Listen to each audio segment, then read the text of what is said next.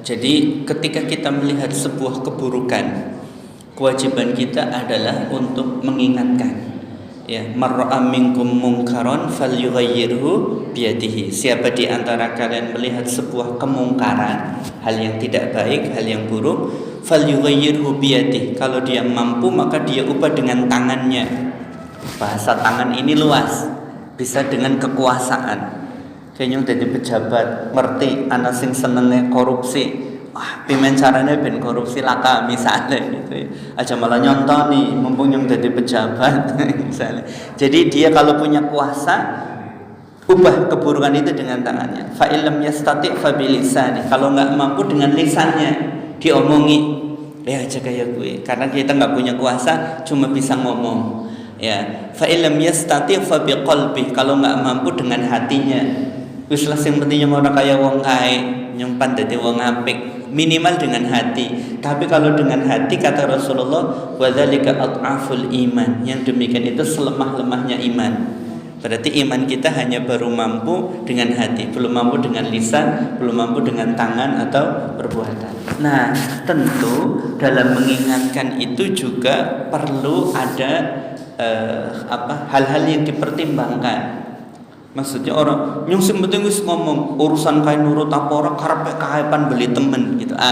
Perlu melihat banyak pertimbangan. Misalnya ketika mau mengingatkan ada waktu yang tepat. Istilah wong saiki ke timingnya orang tepat.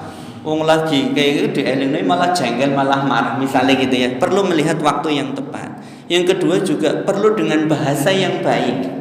Ya, bahasa yang baik. Intinya melihat situasi dan kondisi, caranya juga yang baik, maka insya Allah boleh jadi suatu saat orang itu akan mendengarkan. Ya. Saya punya cerita Pak, ngapunten nggih. Ini contoh saja.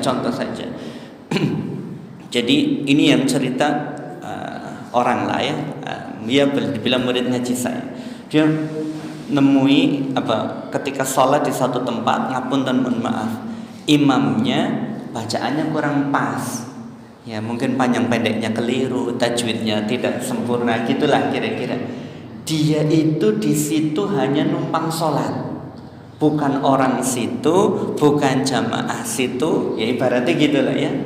Nah, habis selesai sholat, dia nemui imamnya, Pak Imam, kayak mau ya gampangnya ya, kayak mau jenengan ari maca salah.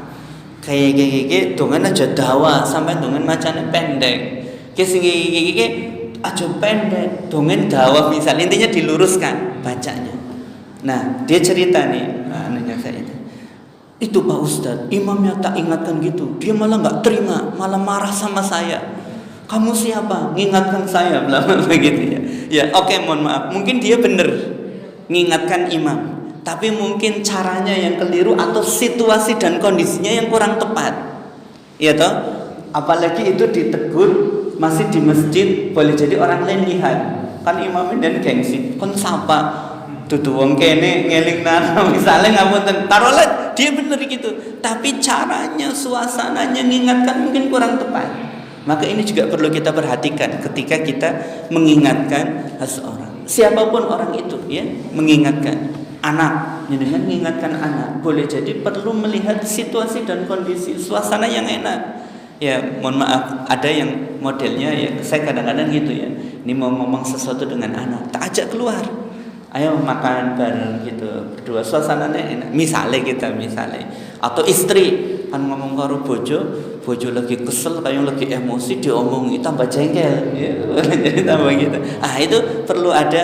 Jadi betul kita perlu mengingatkan, tapi mungkin perlu dengan tadi ya suasana, caranya dan sebagainya. Teman kantor diingatkan, ya mungkin perlu diingatkan, tapi lihat suasananya, situasinya, cara mengingatkannya juga itu perlu diperhatikan. Aja sebenarnya mesti ngomong urusan kan nurut apa orang karepe kae gitu. Ya betul, tapi setelah kita berusaha dengan cara yang baik.